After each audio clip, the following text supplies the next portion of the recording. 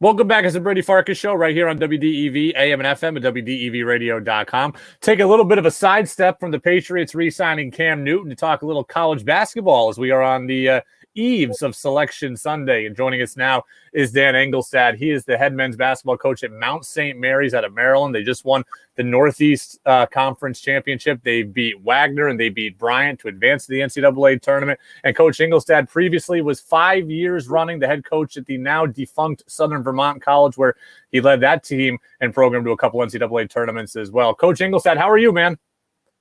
Honestly, it's all been a whirlwind. You know, I got a little bit of sleep the last couple nights after not sleeping at all on Tuesday. And, you know, as a kid, you dream of going to the NCAA tournament. And, you know, I've been very fortunate and blessed, as you mentioned, to be able to do that at Division III school, Southern Vermont, and now at the Mount here. And, you know, the feeling never changes when you see your guys, you know, have that much emotion and you know, these guys, grown men crying and just excited to, you know, achieve something. It's special. And now, you know, it's a little bit different with COVID, but, you know, we still get the chance to go to Selection Show Sunday and see your name across the board. And, you know, just as we all dreamed of this moment, and to be able to do that's pretty cool. What was the year like for you guys during COVID? You know, up here we had UVM shut down on multiple occasions. What was it like for you guys at the Mount? How challenging was it?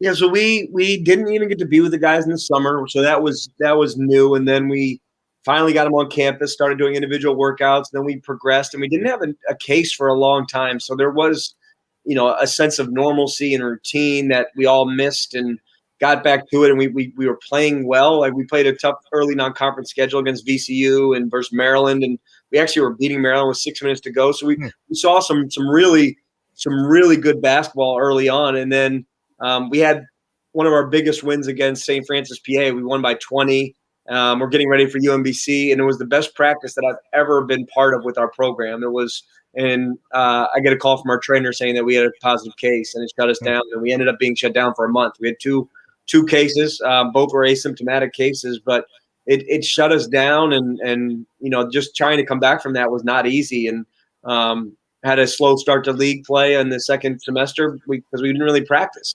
You know, we were so scared of getting shut down again that we split the groups up in two. And like everybody, we all face the adversity of the year and face the adversity of the season. But, you know, I told the guys, you know, they're built for this. And, you know, the teams that, you know, are able to be successful in this time, you know, I think it speaks a lot to their resiliency, and everyone's going through a lot. And, you know, we were fortunate enough to keep fighting, and now we get a chance to, you know, fulfill a dream. You know, I'm going to ask you about the Southern Vermont ties here momentarily, but I think if I'm remembering correctly, you took over a program at the Mount that was 9-22, and here you are in your third year, and you're in the NCAA tournament. How does a turnaround happen so quickly? Because we always hear about 4 or 5 year plans. Well, I'll correct you a little bit. I was actually the 9-22, so that was my first year here. But so the Mount is a basketball school, and they've had a rich tradition of success. I was I was an assistant coach here. We went to the NCAA tournament. And Coach Christian, who was before me, did an amazing job. But what had happened is the college basketball culture is so different now. And he had a team that was set to make a great run, and a lot of the guys left. So he lost. When I took over the job, we had 1 point per game returning. So it was a brand new rebuild. We had no juniors or seniors. So we've slowly built this up, and you know, and to see Damian, you know, our leading scorer, and Nana and Malik and Odri, and guys that have been part of our program for this amount of time, to see them become champions is a really cool reward as a coach. What's the plan for Selection Sunday? I'm sure different than you'd want it to be because of COVID, but what is the plan for Selection Sunday? Well, it's going to be different for everybody. We're not going to be here. We're chartering a flight. NCAA is flying us out tomorrow. So, you know, pretty cool experience for us. Damian and I are going to be on with Clark Kellogg on CBS tomorrow, and talking about his story. And then right from there, we hop on a bus to the BWI, and we charter a flight out to Indianapolis. So where we've got a quarantine for 12 hours, and then we can all, I think, be together and watch Selection Show together on Sunday together. The NCAA tournament bubble in Indy certainly will be interesting. Dan Engelstad will be part of it, the head coach at Mount St. Mary's.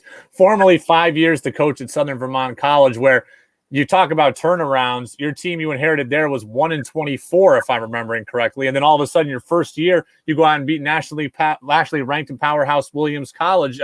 First off, on a broad sense, what did those 5 years in the Green Mountain State mean to you in your career? The most fun that I've ever had professionally and personally. That's where, someone asked me yesterday, it's like, why did you take that job? And it wasn't a whole lot. I said, because they took me, like they took a shot on me, and I didn't care that there was 250 seats. Like, that was my dream opportunity. And, I was in New England at the time. I didn't know anything really about Bennington. I didn't even know. And those are my family. Like, I still keep in touch with everyone from that community.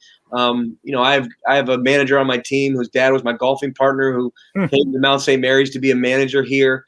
I hear from all of the people in the relationships that we built during our time, and my wife and I loved it. I mean, it's such a beautiful state. There's so many great people, and we cherished our time in Vermont. And from a basketball standpoint, it was so much fun. The relationships that were developed. I heard from a lot of former players, and we impacted lives there, and they impacted our lives. And that's what coaching is about. And I miss Vermont. I love Vermont, and we'll always cherish the moments.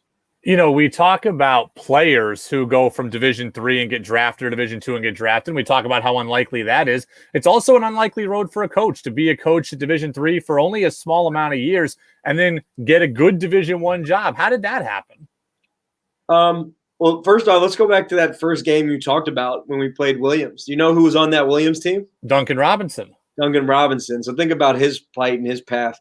So my football coach said it best. I made a crazy catch. I fell to my knees. The ball got tipped. I ended up catching the ball up here, and we're watching film as a team. And he's like, Dan, you have a horseshoe in your ass.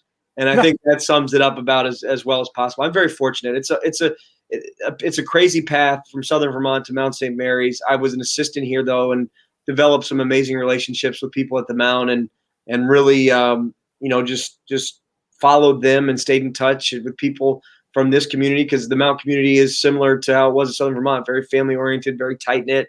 And they were looking for a guy that could build a program up, and they saw what we did at Southern Vermont. And the fact that I've been a head coach, I think, helped. And very, very fortunate, because it's a very unconventional path, and very thankful that they trusted me with the program here, and hopefully we can keep paying them off and keep winning championships. On a somber note, what is it? What are your emotions when you realize that Southern Vermont, not only the basketball program, but the school isn't even open anymore? It was emotional. I mean, leaving there was emotional. Like, I remember leaving when I got the job here, and for the last time walking out of that gym, and I don't cry a whole lot. And I mean, I broke down just because of all the times and the memories and the moments. And no different when I heard the school shut down. It was just a tough pill to swallow, just because I know what that place did for so many people, myself included. I mean, think about where I'm at, and some of my players that came up there that got a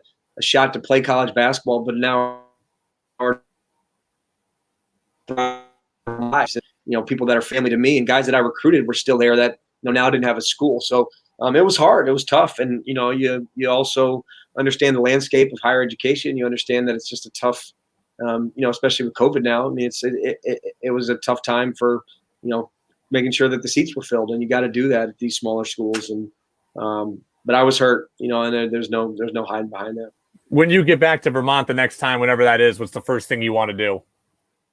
Go see my guys at the country club, play some golf, and drink a couple beers with them, because they've been such a great support for me. And my wife and I, had some amazing times there, and we'll go back to some of our favorite restaurants and places that we spent. And that's where our first child was born. And, we married in Worcester, Mass, where she's from, but that's where, we started our life together.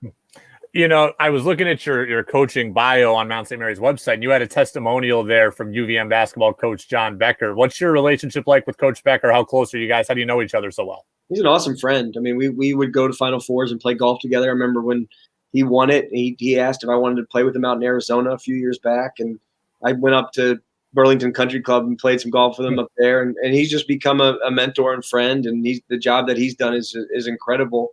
But he's somebody that he texted me after the game the other night. I said, Coach, I'm going to reach out to you, because he's been through this. He's done it. Obviously, COVID changes a little bit how the routine is, but he's someone that I continue to talk to. And just admire his work. I mean, his teams are always some of the best defensive teams in the country and win 20 games every year and have a chance to go to the NCAA tournament. And that's credit to what Coach Becker's done with that program.